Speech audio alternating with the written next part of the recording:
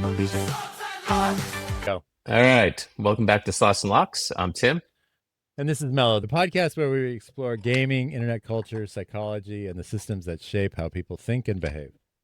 I was rolling too. Anyway, not in a good way. Yeah, lately, I feel like you've probably noticed if you guys have watched this that we've been trying to start every episode a little bit differently. Yeah, the internet's pretty loud already. It's got a lot of dark stuff out there. So before we jump into games, news, psychology, and whatever chaos we will be discussing this week, we wanted to share something really human with you. We really wanted to get down to know you. Yeah, exactly. And we want to hear from you guys as well. But we're going to start with a positive story, something meaningful, something we're thankful for. Yeah, and from here, we'll spiral into the traditional. I believe we're doing a slot game today, right, Tim? That is right. And we'll get to that in a moment. All right. So I think Chris just mentioned this, but we want to do a quick disclaimer here. The channel focuses on psychology, design, culture, modern gaming, and internet entertainment. Yes, these discussions are educational and analytical and are not intended to promote real money play. All right. So let's get into it. Before we get into the game, things are changing before my eyes. Yeah, exactly.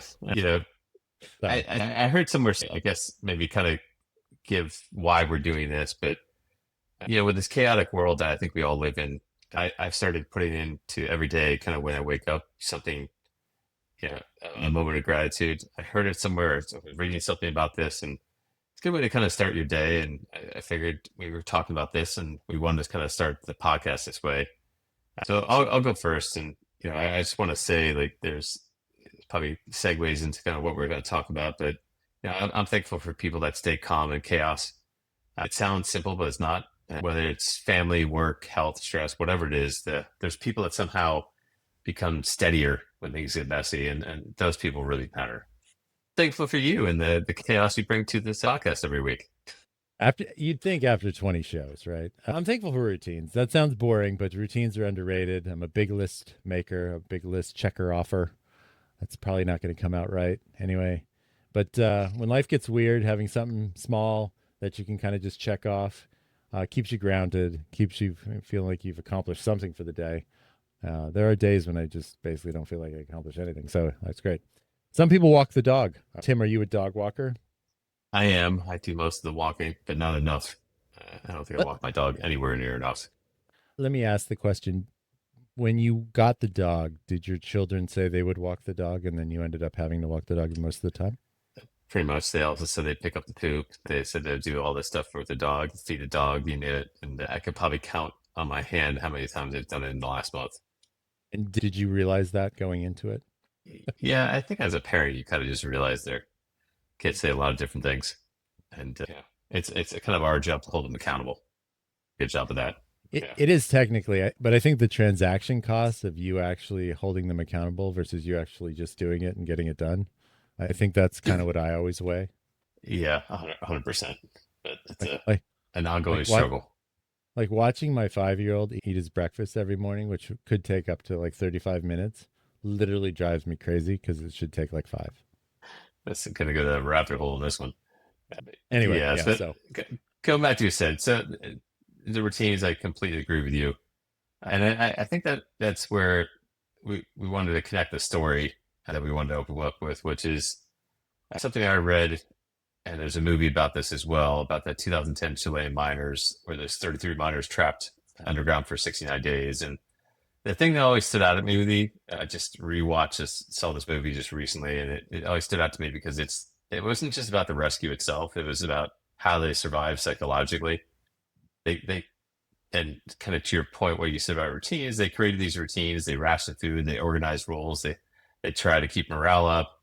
And one of the miners, Edison Pena, I think his name was, reportedly ran underground while they were trapped. I can't even imagine that. If you're stuck in one of the most terrifying situations possible and you're still finding a way to move forward, literally. It's pretty crazy. Oh my God, I'd go crazy. I mean, there are like people who go like in these caves, like willingly to these tight like spots to kind of like, I forget what they're called, but that's kind of amazing anyway. And that's the part that really gets me. It's easy to look at survival stories and only focus on the danger part of it. But the positive part is how humans create structure, how they, in a theory, just basically how they become actually human, right? They don't just sit there waiting. They build systems. They create order.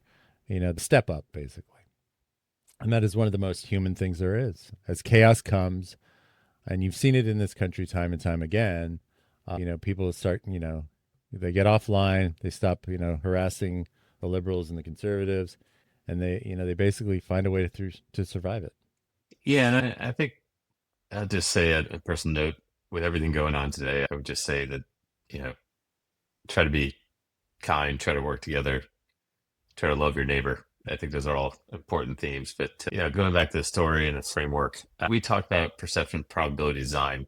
I think this kind of layers in wanting to extend it outside of games, which we talked about quite a bit. But if you think about the Chilean Maya story, it's like the perception is, we're trapped. This is impossible. There's no way out. Probability of the situation is dangerous, uncertain. The odds are not comfortable. And then the design is like the routines and leadership, the communication, the engineering, the community, and all the systems that help shape people how they behave in uncertainty. And I think this applies to everyday life as well. I agree. I believe those three things factor into just about everything, and I think that's kind of the important part, right?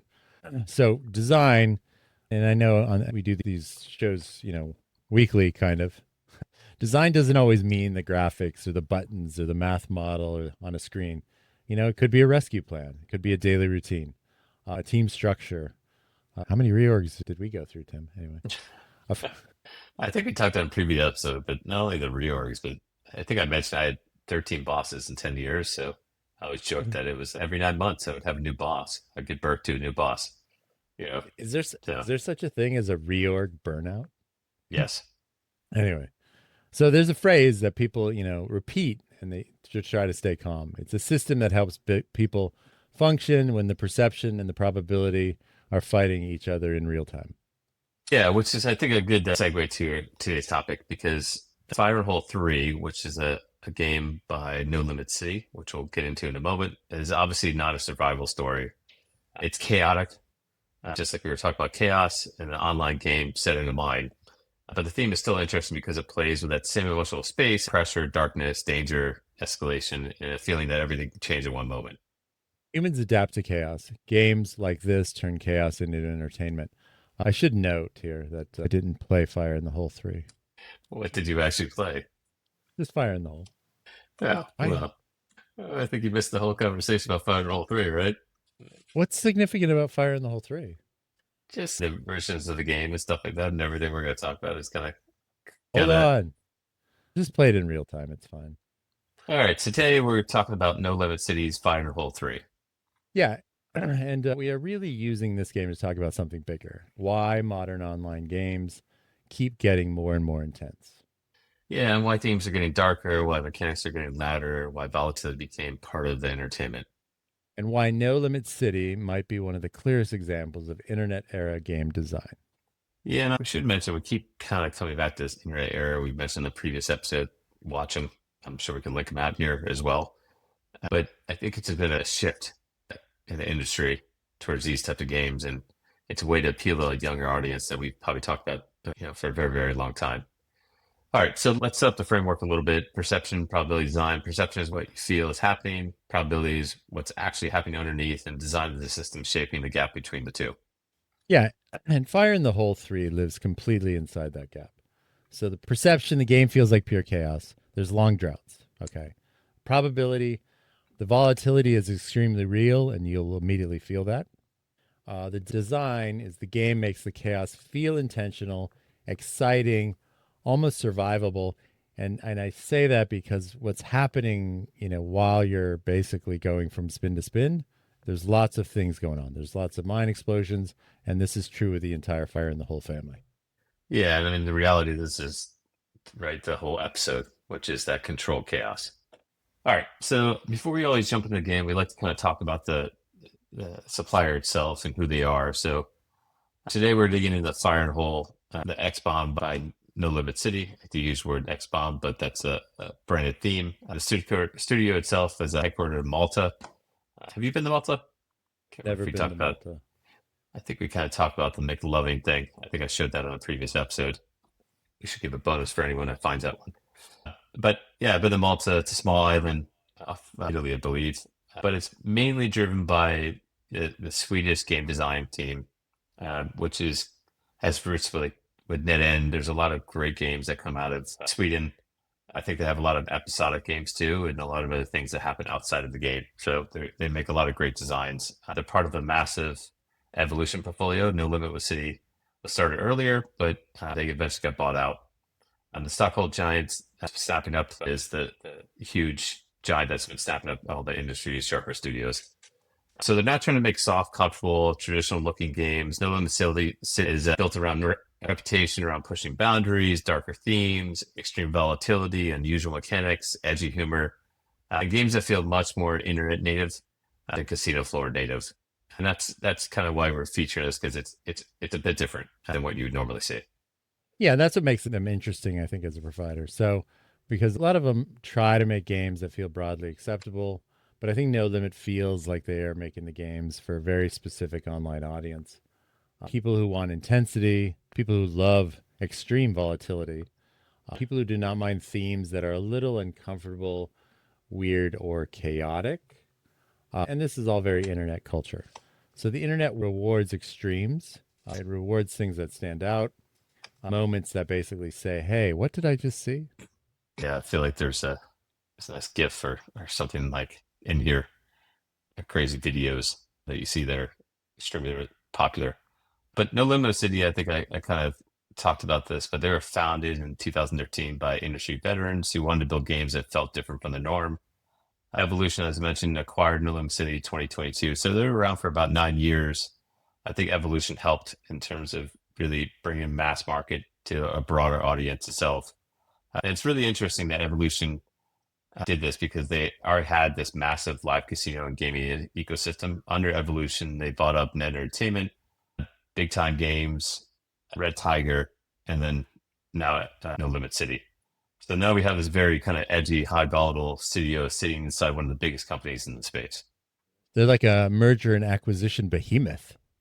Yeah, I think in any industry after times, I feel like we're going to get into economics, right? Where it's like all this competition, and then there's like a shakeout when the industry matures in a way, and there's all mergers and companies leave, and then there's a few oligarchies, right? Well, yeah, there was a period of time where like there was the massive merger and acquisition, and I, obviously that went with a piling of debt on everything, which all creates its own issues as well, especially for like newer upstart companies, or in IGT's case, you have private equity firms.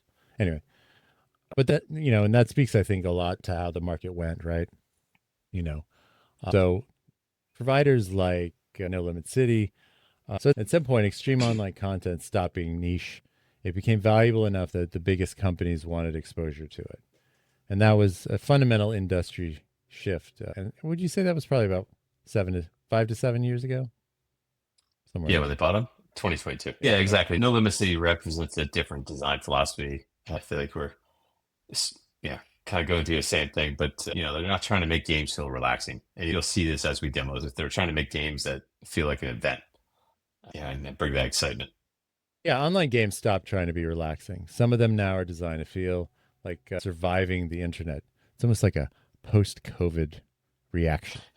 Yeah, it started happening before then, but yeah, I think there's something probably to do with that. Anyhow, so let's talk about the series itself. There's three games in this series. The Fire and Hole, the original, has become one of No Limit City's signature franchises. The first Fire and Hole introduced the mighty world to this dwarf character that you'll see in the game. The explosive energy and the feeling that the game can open up and get wild fast. And then they Yeah. came out with the second one, right? Yeah. Then Fire in the Hole 2 came out. And that pushed things further. So you had more chaos, more escalation, more bombs, more personality. And by the time you get to Fire in the Hole 3, it feels like the series is almost self-aware. Like you thought the last one was crazy, and they're like, "Fine, let's add more, but instead this time let's do it in ice." So it's buried in snow and ice. And that's a very modern franchise pattern, right? The sequel cannot just be different. It has to be bigger, louder, more extreme. But I think, and the key thing is when you do the franchise, it has to sort of maintain that same game mechanic. You can't drift too far away from the main game mechanic on the franchise. Do you think this is a veer off slightly, but this applies to movies as well? Like if you think like I don't know, let's take The Matrix, right? A lot of like sequels or trilogies or whatever, the last one isn't always good as the first one. Like the first one was like Matrix was to me like mind blowing, like the themes and the storyline and stuff like that. And it got bigger, louder, bigger, extreme things that were going on after that. But do you think that the original was still the classic itself? Like You know what I'm saying? when you deal with the Matrix, yeah. I mean, if I think of when I think of franchises, I think of Rocky.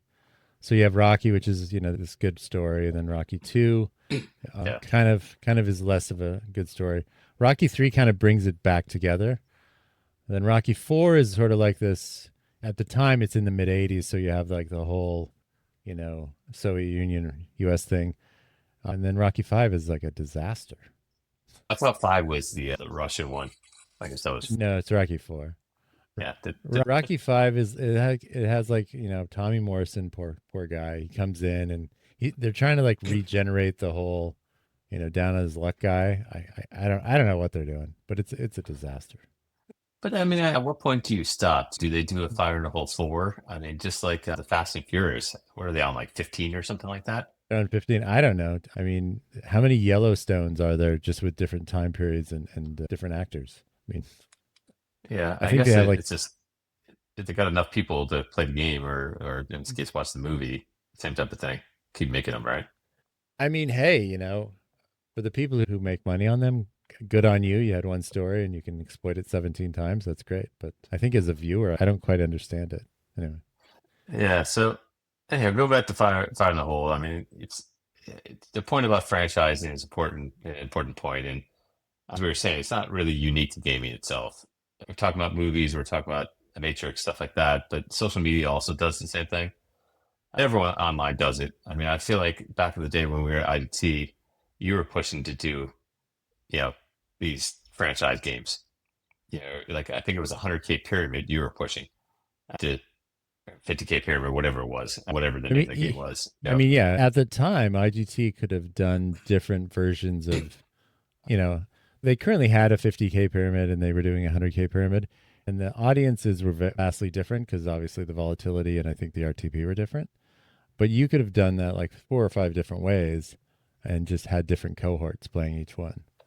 yeah, and I think So that's the yeah, point of this, the fire to hold. I think they kind of figured it out, right? Because once you get the audience used to that certain intensity level, you have to step it up on the next version, right? You have to raise the roof or raise the ceiling, depending on how you put it. I feel like we got to do a little raise the roof, right? wow, you said raise the roof. That's crazy talk. Yeah, and I think fire in the hole is exactly that. It is escalation as a product strategy, not just an icy not just an icy facelift, right? Yeah. So the big question is whether that innovation or inflation, are we actually making better games or are we just turning up the chaos dial because quiet games do not trouble anymore? And at some point, escalation becomes a product. The sequel is not just a new game; it's a promise that the chaos gets louder and louder and louder. All right, should we jump into the game? We should. I should share that. Let's do it. I'll chill out. Chill out, dude. You just remind me of like Bart Simpson saying, "Chill out, man." I used to have a T-shirt that said that. Did it say chill out? What's going on here? Good question. Technical difficulties. You see it? I can see it. Ready? All right. All right. So let's jump into Final Hole 3. First impression: the game doesn't whisper. I don't think you have a sound, but it immediately hits with tone, mind setting, explosives, frozen underground visuals, strange humor, chaotic symbols. You know right away this isn't trying to be a classic fruit game. Fruit. That's hilarious. You said fruit. Anyway, make no mistake, on a scale of 1 to 10, the volatility here is a definitive 10. The hit frequency is about 26%, which keeps the reel spinning. We're going to just put this on free spin here, as you can see. The math engine hoards its true power, starving the base game to feed a staggering 6,000x max cap win and all-encompassing lucky wagon spins. That's kind of what you're playing for. You're playing for the lucky wagon spins. You start in a cramped 6x3 cave. It has 64 paylines, but it triggers an X-bomb explosion as you can see, which then kind of opens up a few more of the what are those called? Mine shafts, I guess. We'll call them mine shafts, whatever. Yeah. Opens up to a 6x6 powerhouse, and it has 46,656 ways to win. It's a solid 96.06 RTP.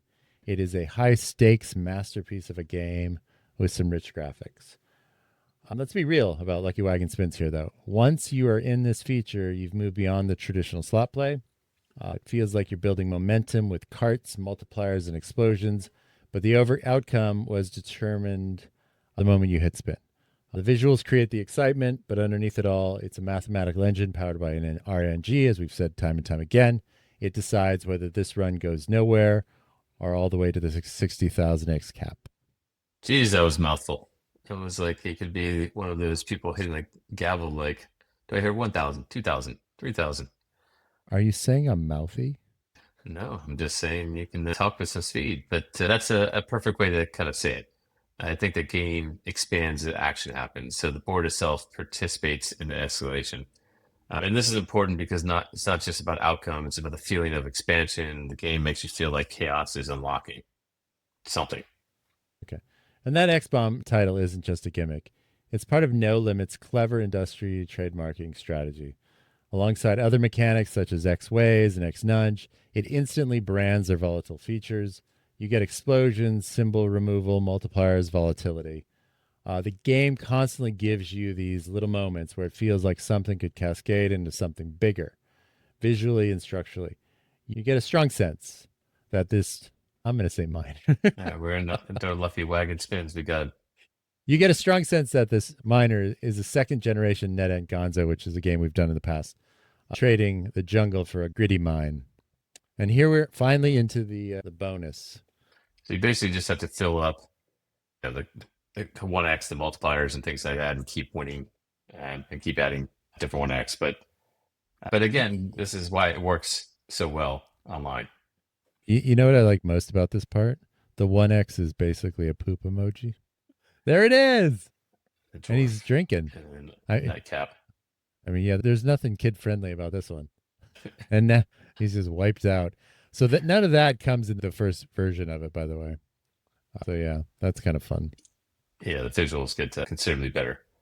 Yeah, and we don't have the sound on, but it's visual, it's loud, it's readable. Even if you don't understand every rule of this game, you understand the emotion itself. Something blew up, something expanded, something almost happened. You said, the wild bomb that's blowing up different parts of it. Yeah, and that matters for the clips, right? It's so weird. I can like hear a little voice anyway. And that matters for clips. You don't need a deep rule explanation to understand chaos. You hear voices, huh? That's not good. Yeah, and you need to understand every mechanic to understand the motion. Something blew up, the board expanded, and your brain says, keep watching. All right, so I think it'd be good to kind of talk about where things kind of get a little interesting. And Can I ask you a question? Why do you think people like controlled chaos? Good question. Why do you think? I'm setting you up. See? Yeah, because I think humans always have, right? It's like a roller coaster. It's true. You know, when things like go completely not your way, and at some point in time you just kind of give up and you're like, oh, whatever, bring whatever you have. I'll take it. I love those moments because it's just like a moment of invincibility. Yeah. And I think to go further on that, it's like because on paper, a game like this can be brutal. Volatility is not gentle. It can be a rough ride. So why do people come back? So I guess, why do you think that to be the case? Wow, I'm answering my own question. Look at that. I think because humans like controlled chaos. I think we always have. You have your roller coasters, your horror movies, your escape rooms, your extreme sports, your haunted houses, spicy food. Do you watch Hot Ones?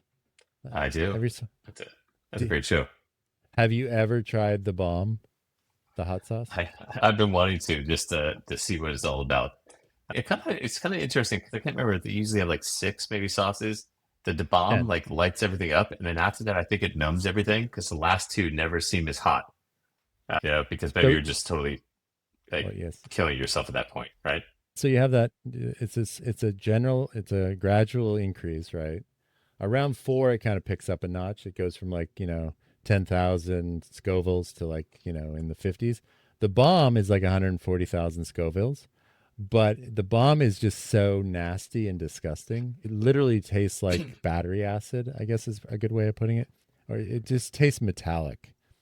I mean, I recommend doing it because it's kind of funny and it just kind of envelops your head to such a degree where you can't really make good decisions. And if you notice when he asks the question, that's like the most poignant question is after the bomb because it's sort of Yeah, like I can't think. it's yeah, it's sort of like in a euphoric moment, really. Yeah. It's the So chaos. Did you ever watch this Shaquille O'Neal one where he's like, "I like hot food. Oh, it's not bothering me." yeah, I Um, mean, but well, Conan O'Brien, Paul Rudd was great.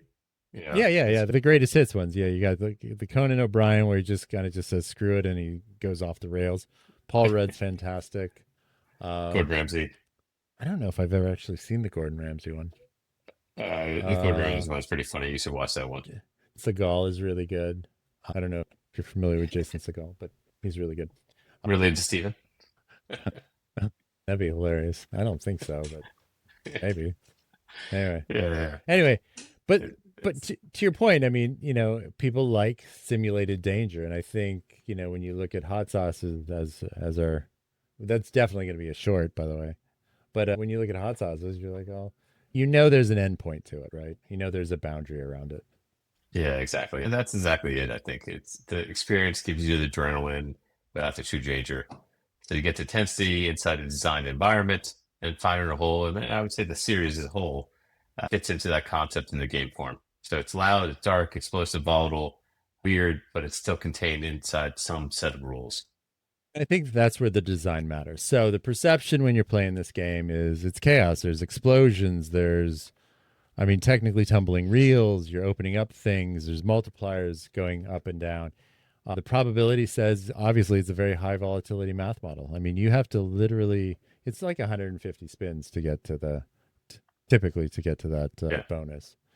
So it's an extremely volatile game. And I think the design says let's make this volatility feel like an adventure instead of just pain. And I think you have to go into this game with the mindset that you're going to be spinning 150 spins. I mean, to Yeah. get to if you want to see that bonus, unless I mean you can buy into the bonus now. Which I think is great, but the math doesn't work out. Math doesn't math. And that's, I think, the magic trick. If a game is just mathematically brutal, people may leave. But if the brutality feels like a story or journey, a mind collapsing around you, suddenly the emotional experience changes. The math don't math. I like that. I like how you put that. It's so weird. I have like a delayed voice in my head. But anyway, Delayed voice. so I have this weird voice in my head of the things we've said in the past. Anyway, volatility by itself is just pain. Design turns that volatility into a story. Exactly. So let's kind of switch gears slightly to, I think we should talk about themes because No Limit City themes are definitely quite a bit different. These games, and all of them, I suggest and encourage everyone to kind of take a look at some of their games as well and see what I mean. Well, I feel like we want to do another episode on some more of their games. And I'll be honest, when I first looked at these, I was like, I don't know if these are going to appeal to the audience that we have on the site that we were doing. And it turns out they were actually pretty popular because they were something different. But these games have this darker, weirder, edgier, more uncomfortable than these traditional providers. And Fire in the Hole series fits that identity. I mean, I feel Fire in the Hole is sort of just a natural progression from Argonzo. You know, you have a lot of the same kind of. Gonzo is a sort of a dwarf, right? This guy's kind of a mining guy, dwarf, right? I don't know. Anyway, and I don't think that's random, right? The, the internet changed taste.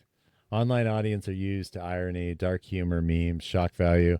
I mean, this one has a miner getting like trashed in the bonus. I mean, that's pretty interesting stuff, right? It's got very anti-polished content. So No Limit games almost feel like they were built for people who grew up online. And I think that's important, Tim, because these games do feel designed for traditional casino floor audiences as well, especially with the sounds and the graphics and the explosions. They feel designed for internet native audiences as well. I mean, it's a great go between. Anyway, people raised on Twitch, TikTok, YouTube, fast edits, meme culture, chaotic group chats, owning one another online, constant notifications, audiences that are capable with overstimulation. This is a long set of text. It's just, Yeah, it just kind of feels like you have a lot of ideas, but just can't get it out, can you? It's almost like you're overstimulated, right? Kind of like these Tradition. games. I mean, yeah, the new pill's not helping. Anyway, traditional casino themes are often designed to be broadly acceptable. You have ancient Egypt, you got buffalo, dragons, mythical creatures, lucky coins, fruits, etc., etc. No Limit says, "What if the game feels like a meme, a horror movie, very adult centric, and and then you add in, a full blown volatility experiment all at once." Mind blown. And this is why the provider is so interesting. They're not competing on math; they're competing on identity, and the volatility itself becomes part of that identity, which is really interesting. I think we talked about in a previous episode, but in the past, volatility with new players, you kind of want to introduce them to volatility. Like you start with a low volatile game and then slowly introduce them volatility as they play more, so they know like because you didn't want them to leave the game after. If I'm sitting here and losing all my money, I just had to wait out for the bonus round, right? And this is kind of flipped the whole mindset on its head. And so this volatility is kind of the identity, and maybe younger generation craves or enjoys that volatility. And so traditional games often try to create comfort, more frequent, smaller moments, a slower pacing, broader appeal. This is what I'm kind of referring to. And these no limit games go the completely opposite direction. These bigger swings, bigger emotional spikes, more tension, more chaos, control chaos. I feel like we should trademark that because a modern internet culture rewards intensity. Huge moments travel further online than consistently ever will, which I also think is part of the problem with our culture. But that's a topic for another day. People know what no limit games feel like, and that identity is a huge part of the modern online gaming. An infinite lobby being recognizable matters. Oh, you had a lot to say too, Tim. Yeah. Exactly. So if everything is available all the time, the worst thing you can be is forgettable. And, obviously this mind game will not be forgettable. And I think that is why certain audience gravitate toward these games. Not because they are necessarily more comfortable, but because they are more emotionally intense. The same reason why people watch sports highlights, crazy stream moments, or extreme challenge videos online. Intensity cuts through noise. And Tim, did I tell you that I basically teared up when Novak lost to Fonseca? It's heartwarming. Such Is that something such that's a unforgettable? it was such a good moment, Tim. Yep. I'm gonna slowly bring you into tennis, into the tennis world. I mean, Maybe one of these days. the Americans are back. They got real players now. Maybe I'll start watching again. And maybe I'll watch the rest of the French Open. Yeah, and then I mean, it kind of goes to this podcast too. Maybe we should kind of learn from No Limit City here, right? How do we become unforgettable? Maybe we should do something. Have you ever watched Impractical Jokers? Practical Jokers. You've Sounds not like seen the something. show? Oh, it's on True Sounds like TV. something. Sounds like That's great. something I would be. God, there's like a French guy.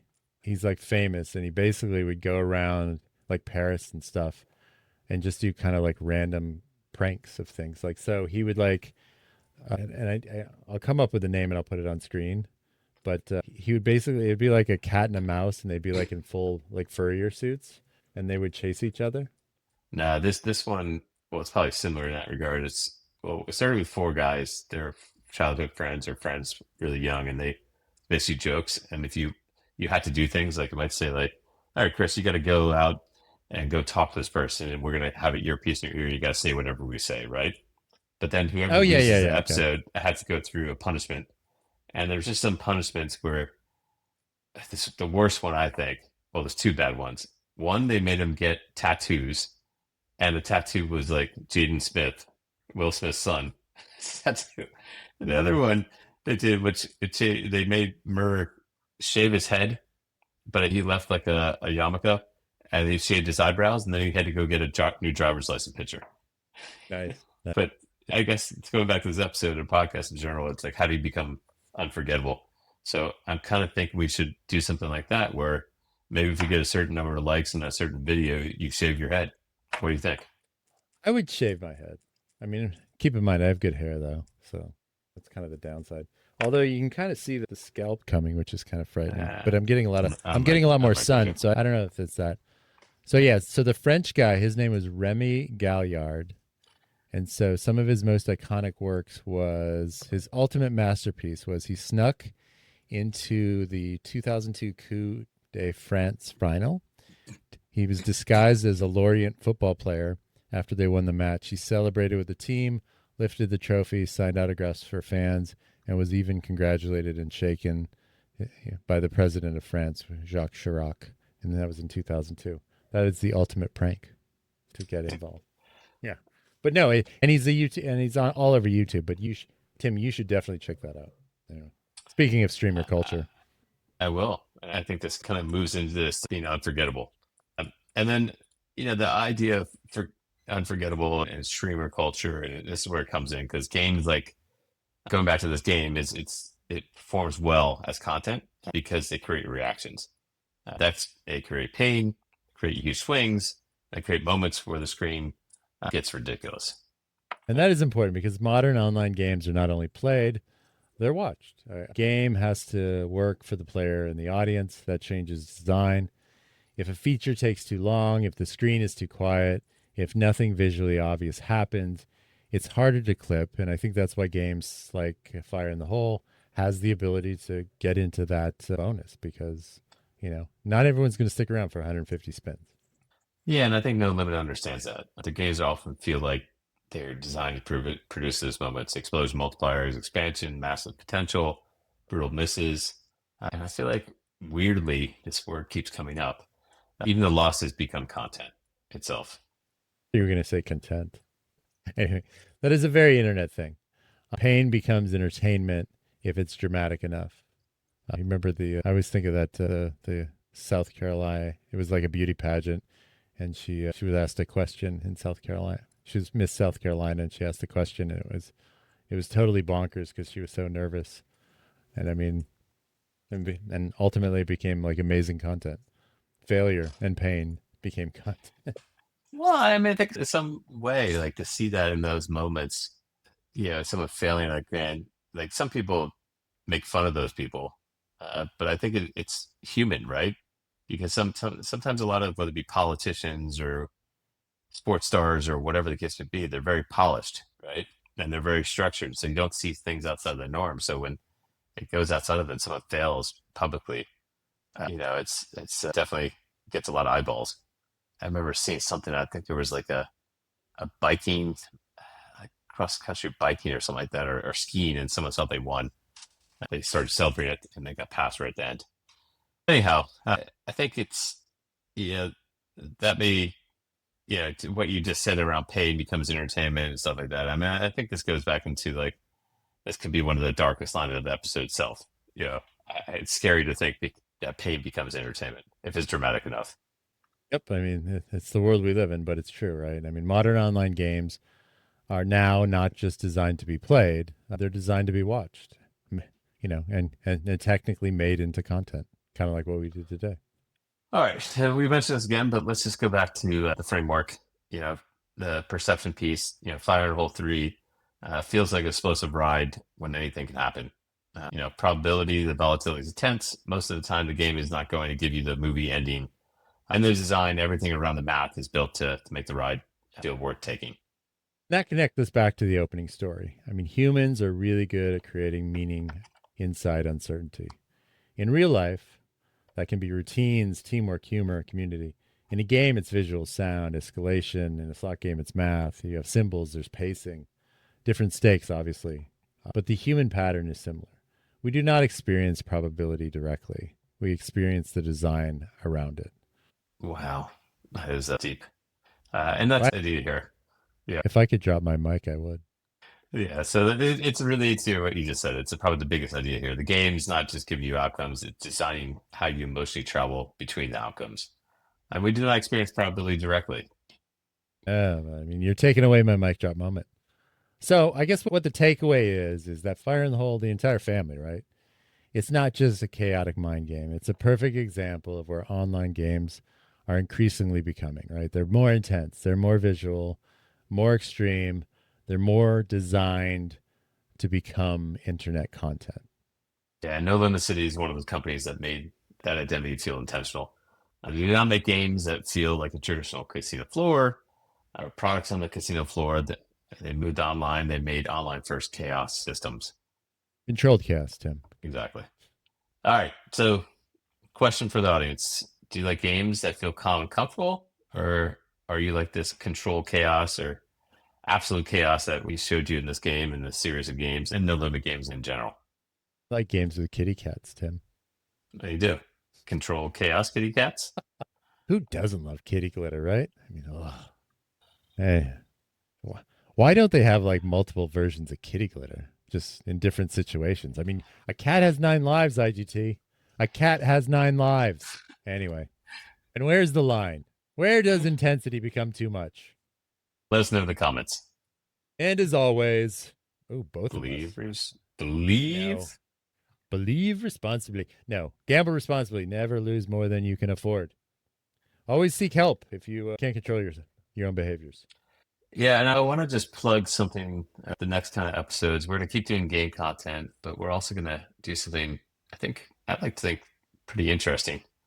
We're going to do some look back on the industry and gaming as a whole and the history of it all. So, Tim, are we going to do a whole series on the history of gaming? One of those two things. But yeah, I think it would be exciting. We're teasing this at the end, so hopefully you made it this far, and we appreciate likes, comments, and just being around. Likes, comments, shares.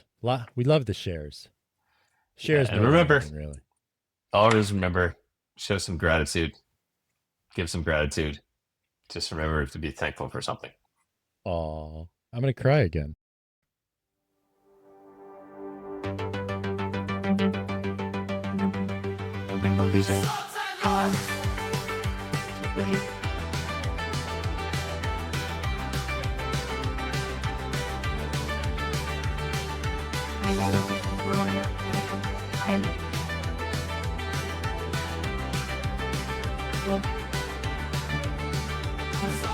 All right.